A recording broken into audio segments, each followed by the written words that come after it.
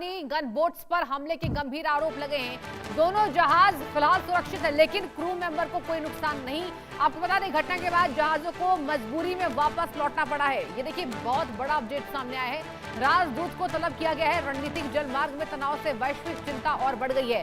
Hormuz strait में एक बार फिर से तनाव का बड़ा विस्फोट देखने को मिला है, जहां अंतर्राष्ट्रीय समुद्री मार्ग पर 2 भारतीय झंडा लगे जहाजों को लेकर गंभीर घटना सामने आई है। सूत्रों के मुताबिक ईरानी गनबोट्स की ओर से इन जहाजों पर फायरिंग की गई है।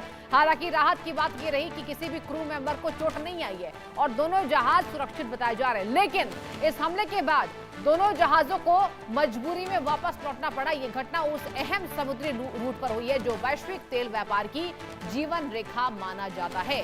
बताया तो यह भी जा रहा है कि इनमें से एक जहाज जो है वो बहुत बड़ा कच्चा तेल देने वाला टैंकर था, जो लंबी दूरी के लिए ट्रांसपोर्ट के लिए इस्तेमाल होता है। इस घटना ने न केवल समुद्री रास्ते पर सवाल खड़े किए हैं, बल्कि अंतरराष्ट्रीय स्तर पर भी चिंता बढ़ा कर रख दी है।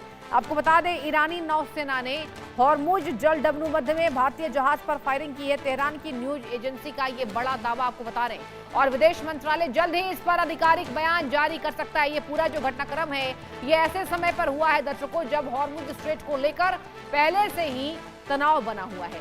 कभी ईरान की ओर से नियंत्रण की बात आती है तो कभी सैन्य गतिविधियों और ब्लॉकेज की वजह से स्थिति और गंभीर हो जाती है। इस रणनीतिक जलमार्ग से दुनिया के बड़े हिस्से के तेल और गैस की सप्लाई गुजरती है। यही वजह है, इसलिए यहाँ की हर हलचल वैश्विक बाजार पर असर डालती है। हालांकि ईरान की ओर से पहले ये कभी कहा गया था कि भारतीय जहाजों के लिए यह मार्ग खुला रहेगा और दोनों देशों के बीच में संपर्क बनाए रखने की बात भी सामने आ चुकी है। लेकिन ताजा घटना ने स्थिति को फिर से अनिश्चित बना दिया है। और इसी बीच आपको जानकारी मैं दे दूं कि इस बीच ईरान की तरफ से भी ये अमेरिका के बीच में जारी तनाव ने इस पूरे क्षेत्र को और ज्यादा अस्थिर बना दिया है, जहां कभी सीज फायर की बात होती है तो कभी नए ब्लॉकेज और सैन्य चेतावनियां जारी हो जाती हैं। कुल मिलाकर स्ट्रेट ऑफ हॉर्मुज में हुई ये घटना सिर्फ एक समुद्री हमला नहीं है, बल्कि वैश्विक ऊर्जा सुरक्षा और अंतर्राष्ट्रीय कूटनीति पर एक बड़ा सवाल बनकर सामने आई है, जिसका असर आने वाले दिनों में और व्यापक रूप से देखने को मिल सकता है। ये बड़ी जानकारी आपके टीवी स्क्रीन पर। तो भारतीय जहाज पर ये जो फायरिंग है, ईरान एक तरफ दावे कर रहा था कि भारतीय जहाजों को कोई दिक्कत नहीं होगी, हमारे रिश्ते बहुत अच्छे हैं। हालांकि आपको बता दें, इन दोनों जहाजों को वापस होना पड़ा और कोई क्रू मेंबर को इसमें चोट नहीं आई है। और इसी खबर पर ज्यादा जानकारी के साथ जुड़ चुके हैं मेरे सहयोगी आदित्य वधावन फोन लाइन के जरिए। आदित्य, देखिए, ये तो बात यहाँ पर फेल हो रहा है ना कि अगर भारतीय जहाजों को हमने सुगमता दी, आवाजाही में कोई दिक्कत नहीं है। ये फायरिंग की घटना आदित्य क्या दर्शा रहा है ये आदित्य? जी बिल्कुल, देखिए क्रिस्टी, अगर आप देखेंगे तो कहीं ना कहीं ये फायरिंग इंसिडेंट हुआ है गल्फ ऑफ ओमान, नॉर्थ जो उत्तरी गल्फ ऑफ ओमान की तरफ ये हुआ है।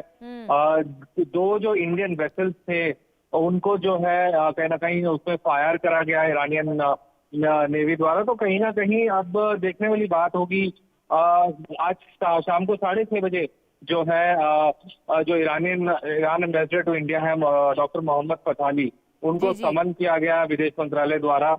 और वो MEA के joint secretary for Pakistan Afghanistan Iran desk से मिले। तो कहीं ना कहीं काफी ज्यादा अब देखने वाली बात होगी कि क्या चीजें निकल के आती हैं। हमने देखा है अभी तक जो 2 वेसल्स इन्वॉल्व हैं इस इंसिडेंट में, उनका नाम है जग अर्नव और सनमार हेराल्ड।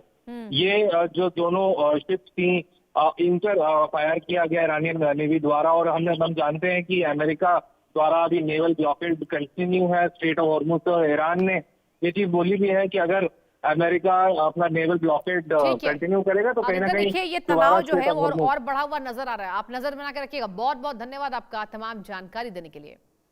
और चलिए रुकेंगे छोटे से ब्रेक के लिए, कहीं मत जाइए, देखते रहिए इंडिया न्यूज।